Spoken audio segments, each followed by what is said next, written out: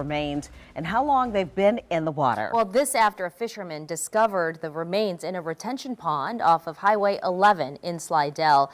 And now the sheriff's and coroner's office, along with a specialized lab in Baton Rouge, they're using their resources to quickly determine who this person is. WDSU North Shore Bureau reporter Chantel Davis learning about the process to identify the remains. She's live at the coroner's office with those details. Chantel.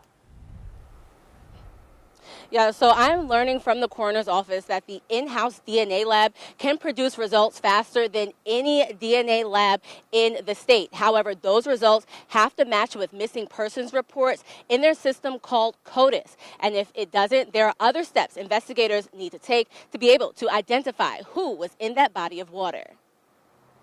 Inside this retention pond along Highway 11 in Slidell, a fisherman found skeletal remains Monday afternoon. The fact that it's being referred to as skeletal remains rather suggests that there were no more soft tissues left with the sample. That makes determining cause of death a little more difficult, or can. I reached out to the St. Tammany Parish Coroner's Office to learn more about those remains and where they are with identifying them.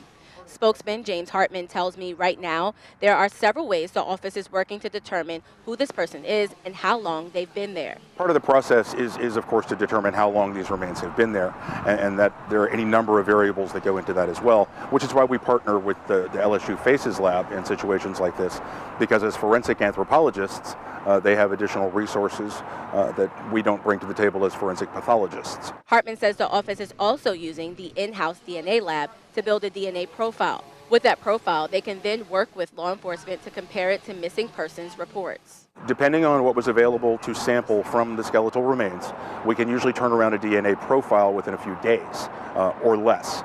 But again, if that profile isn't already in CODIS, it isn't already in the system to match with a missing person, that doesn't get us anywhere, except that we now have that profile to compare when we identify possible identities. What we do know, according to St. Tammany Parish, there aren't any obvious signs of foul play. An obvious sign of foul play would be, for example, a bullet hole in the skull, or a blunt force trauma to the skull or the spine.